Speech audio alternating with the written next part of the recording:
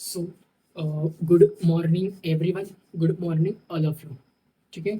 सो आज हम देखेंगे हमारा नेक्स्ट टॉपिक या नेक्स्ट पॉइंट जो हमने लास्ट लेक्चर में कवर किया था। ठीक है, मुखांतर्गत अन्न प्रवेश, अन्न पचन और अन्न पचन प्रक्रिया। ठीक है। और आज हम देखेंगे हमारा चौथा पॉइंट, दैट इज आहार परिणामांतर भाव और अवस्थापक और विभाग। ठीक है, अवस्थापक और विभाग अगर होता होगा तो वो भी हम इस लेक्चर में कवर करेंगे। ठीक है, चलो। सो चौथा पॉइंट है हमारे, डेट इज आहार परिणामांतर भाव। Fourth point. ओके, आहार परिणामांतर भाव। सबसे पहले इसमें क्या देखा था कि मुखांतर्गत अन्न में अन्न का प्रवेश करना, और मुखांतर्गत में अन्न का पाचन होना, बाद में अन्न प्रवेश, फिर अन्न पाचन, और चौथा हमारा था डेट इज डेट इज कौन सा, आहार परिणामांतर भाव। अब आहार परिणामांतर भाव 6 प्रकार के होते हैं, 6 भाव होते हैं आहार परिणामांतर भाव। देखो, आपको क्वेश्चन ऐसे क्यों भी आ सकता है आहार परिणामांतर भाव सेपरेटली। ठीक है। सो उष्म, आहार परिणामांतर भाव उष्म। तो देखो, अब अ,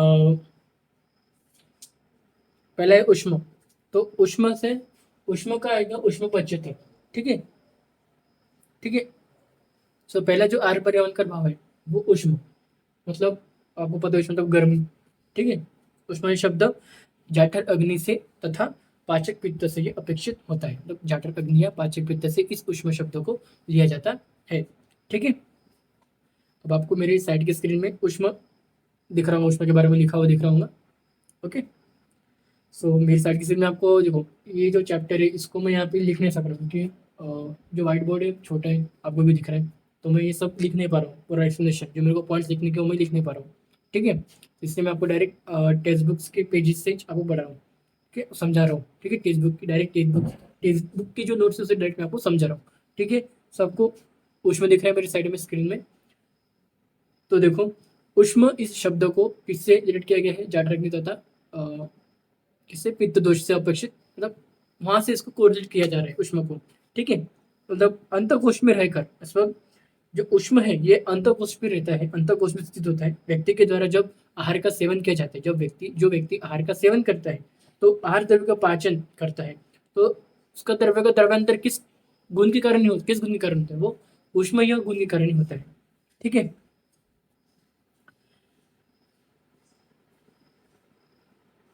चावल पकाने के लिए जिस प्रकार अग्नि की आवश्यकता होती है उसी प्रकार शरीर के आहार द्रव्य को पचाने के लिए उष्म या अग्नि की आवश्यकता होती है।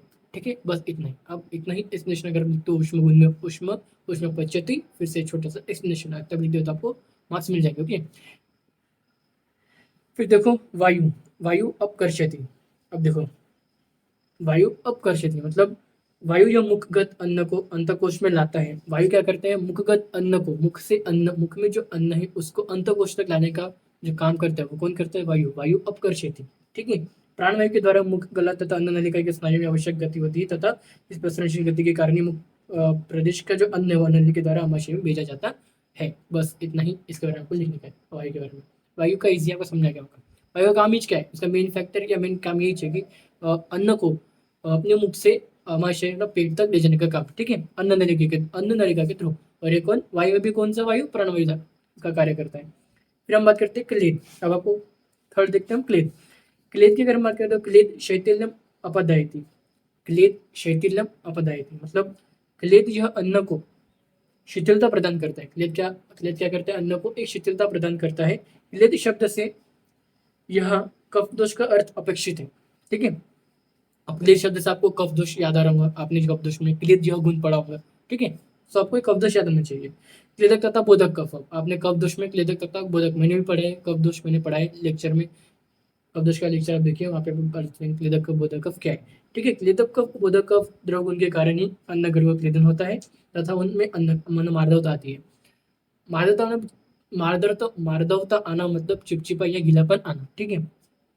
ओके, बस अब इतना ही याद रखोगे, ज्यादा कुछ याद मत रखो। मैंने जो जो पॉइंट्स, मैंने जो जो याद रखने को बोला है वही वही चीजें याद रखो। बाकी की एक्स्ट्रा की चीजें याद मत रखो। स्नेहो मार्दव जायते। चौथा हमारा जो गुण है स्नेह, स्नेहो मार्दव जायते। ठीक है, स्नेह के कारण क्या होता है, अन्न में मृदुता आती है। ठीक है, क्लेद यह अन्न में मृदुता निर्माण करता है और स्नेह गुण के कारण ही मृदुता आती है। ठीक है, थोड़ा सा अंतर है। ओके, मैंने जो भी बताया। ओके, सो देखो क्या बोल रहे हैं स्नेह में, अन्य द्रव्य के इस मृदुता के कारण ही इस परिणाम की अधिक सुलभता आती है। स्नेह इस शब्द से यहाँ तेल तथा कफ स्नेह अपेक्षित है। अन्न का सम्यक पचन के लिए, अन्न का जो सम्यक पचन है, जब सम्यक पचन मतलब क्या होता है, नॉर्मल डाइजेशन, ठीक है, आहार में घी तेल स्नेह द्रव्य की आवश्यकता होती है। फिर पांचवा जो गुण बताया, पांचवा जो भाव बताया वो काल, काल मतलब पर्याम अभिनिर्वृत्ति।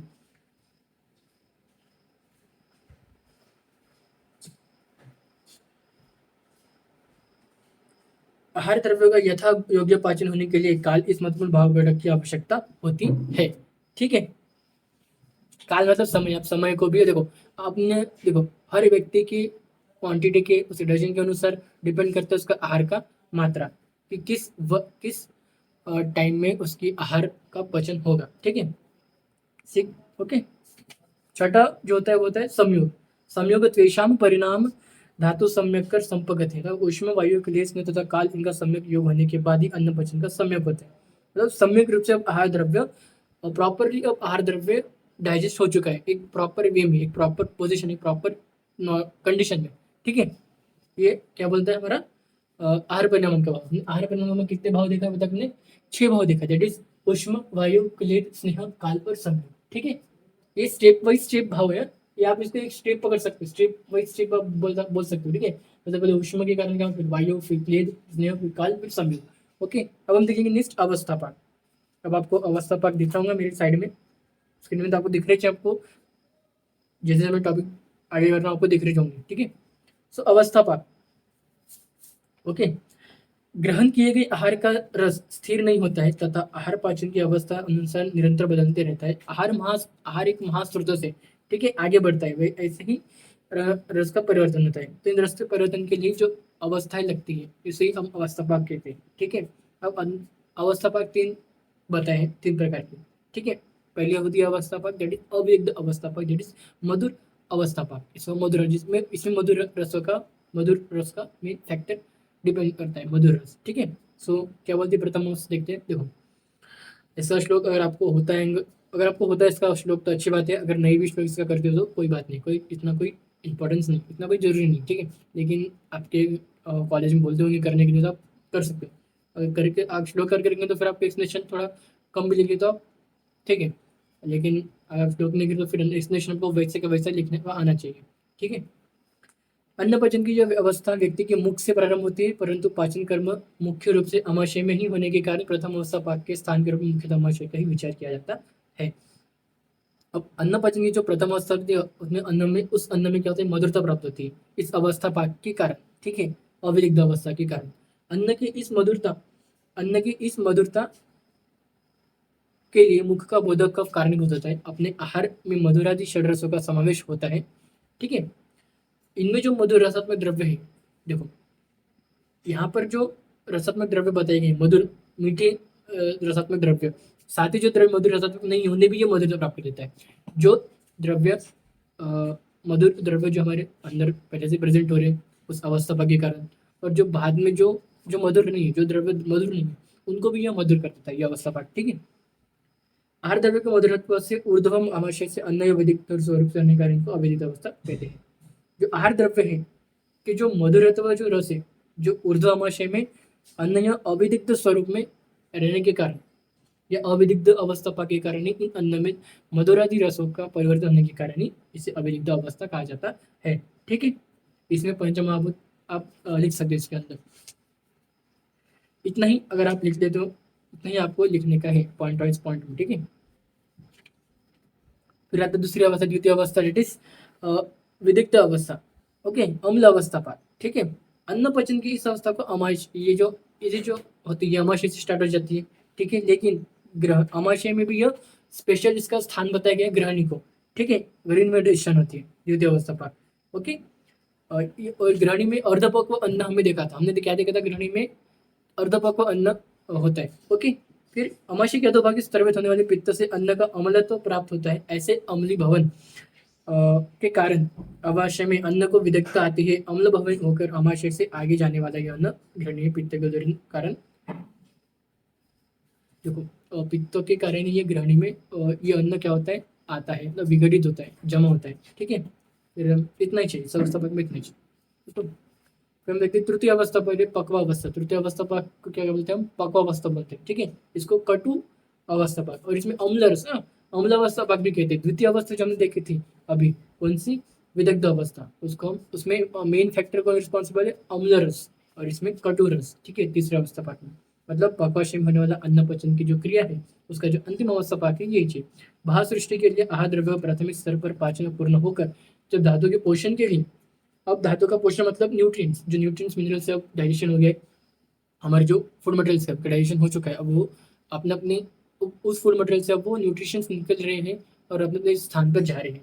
ओके, तो आहार द्रव्य स्तर पाचन पूर्ण होकर धातु पोषण के लिए आवश्यक ऐसे आहार का रस का निर्माण होता है। अतः इस तृतीय अवस्था पाक में कोई पक्व अवस्था कैसा कहा जाता है। ठीक है, मतलब अब इस अवस्था में सारे फूड का डाइजेशन अच्छी तरीके से हो चुका है, और अब वहां से कुछ जो भी न्यूट्रिएंट्स मिनरल्स आप बोलते हो, आहार द्रव्य जितने भी पोषण आहार द्रव्य, अब वो अपने अपने स्थान पर जा रहे हैं, एक प्रॉपर पाचन, एक प्रॉपर पाचन, प्रॉपर डाइजेशन के लिए। ठीक है, तो ये किस अवस्था में होते हैं? तृतीय अवस्था में होते हैं। डेट इज कौन सी अवस्था इसको बोलते हैं? पक्व अवस्था बोलते हैं, मतलब ऑल अब पक्व, अब पाचन हो चुके हैं प्रॉपर। ठीक है, इसमें मेन फैक्टर कौन रिस्पॉन्सिबल? कट्टू। ठीक है, तो आपको एक टेबल दिख रहा होगा अवस्था पाक का, जिसमें अवस्था पाक, मधुर अवस्था पाक, अम्ल अवस्था पाक और कौड़ अवस्था पाक। अब इसको आपको एक टेबल को भी याद करने का। ठीक है, एक शॉर्ट में इसको समरी बोल सकते हो टेबल। ठीक है, वही स्थान देकर है, काल देकर है, महाभूत कौन सा आ गया, रस उत्पत्ति, दोष उदीरण, और दृश्य लक्षण बिंदु से। ठीक है, आपको ये सब याद करने का है। ओके, अब नेक्स्ट हम देखेंगे विपाक। अब हमने देखते हैं हमारा कौन सा टॉपिक है? विपाक। ठीक है, हमने क्या कवर किया? आहार निबंधन भाव, अवस्था पाक। ठीक है, अवस्था पाक कितने थे? 3 थे, ये हमने कवर किया। और छठा जो लास्ट है वो विपाक। अभी हम देख रहे हैं विपाक। ठीक है, ओके, अब हम देख रहे हैं विपाक। विपाक के देखो ये डेफिनेशन आपको याद रखने के लिए, जाडरे अग्निना योगा दुदेति रसांतरम रसानम परिणाम मानते सविपाक इति स्मृत। ये श्लोक आपको याद रखने का है, याद करने का है। ठीक है, अष्टांग हृदय सूत्र स्थान का श्लोक है। ठीक है, अंतः कोष में झटकने के द्वारा आहार का पुनर्पच होने के बाद आहार द्रव्य का रसांतर, रसांतर में जो परिवर्तन हो रहा है, अंतिम रस जो तैयार होता है, उसे हम क्या बोलते हैं?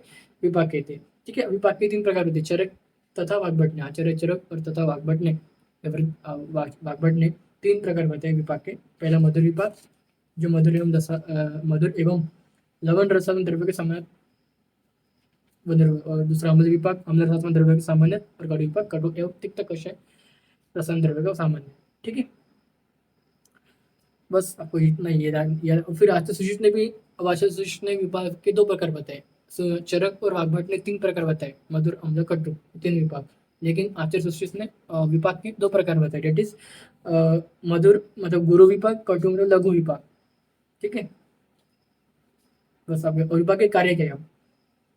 विपाक का कार्य सामान्य उसमें जो रस के अनुसार घटित होती है। मधुर विपाक के कार्य मधुर रस का सामान हम जैसा, अब देखो सभी विपाक का अपना अपना एक अलग अलग कार्य है, तो इसमें अब हम इसमें मेनली ऐसा नहीं बोल सकते कि विपाक का कार्य क्या है, क्योंकि विपाक में मधुर, अम्ल, कटु ये 3 विपाक आते हैं, तो इनके स्पेशली इनके खुद के कार्य है। ठीक है, तो मधुर विपाक में अगर हम बात करें तो मल मूत्र निस्सारक होता है, कफवर्धक होता है, शुक्रवर्धक होता है। अम्ल विपाक मल मूत्र निस्सारक, पित्तवर्धक तथा शुक्रनाशक होते हैं। और कटु विपाक मल मूत्र अवरोधक, वातवर्धक तथा शुक्रनाशक होते हैं।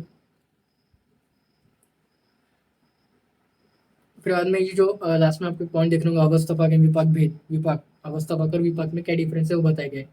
ठीक है, पहले विपाक में बताया गया कि अन्न वचन काल में दिखता है, अन्न वचन काल में दिखता है स्थान।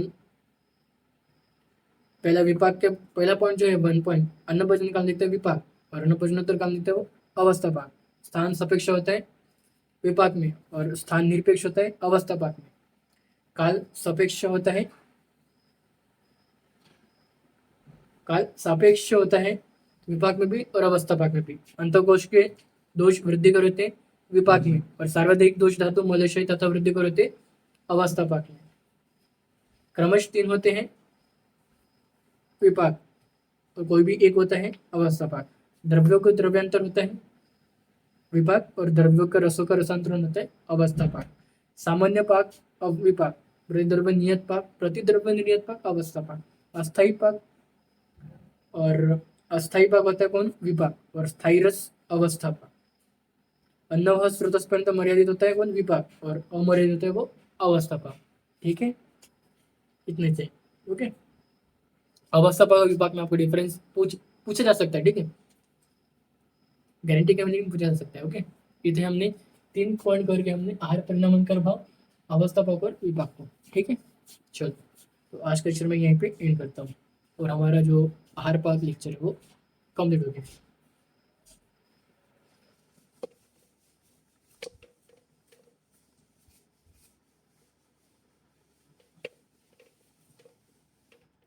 ओके, चलो, सो आज लेक्चर मैं यहीं पे एंड करता हूँ। लेक्चर को एंड करने से पहले बता दो 3 चीज़ें। पहला, हमारा जो भी शूर्य YouTube channel, it is Ayurveda reality का, ठीक है। दूसरा, हमारा शूर्य टेलीग्राम का channel, BMS first year notes and lectures. Okay, दूसरा हमारा शूर्य इंस्टा का ऑफिशियल पेज, भी आयुर्वेदा रियलिटी करके। और चौथा हमारा शूर्य व्हाट्सएप का ऑफिशियल ग्रुप, वो भी BMS first year notes and lectures.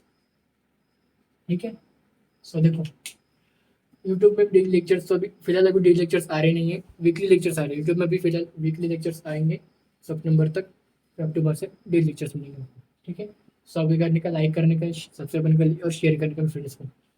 Telegram में नोट्स आते हैं, ओके, डेली आते हैं और कुछ ना कुछ मैं डालते रहता हूँ। ठीक है, और इंस्टा में लेक्चर्स के अपडेट्स तो फिलहाल डालता नहीं, लेकिन आते रहते हैं। व्हाट्सएप में सेम नोट्स और साथ में और कुछ मुझे लगा कि ट्रिक्स वगैरह डालना चाहिए तो मैं डालता हूँ। ठीक है, सो थैंक यू।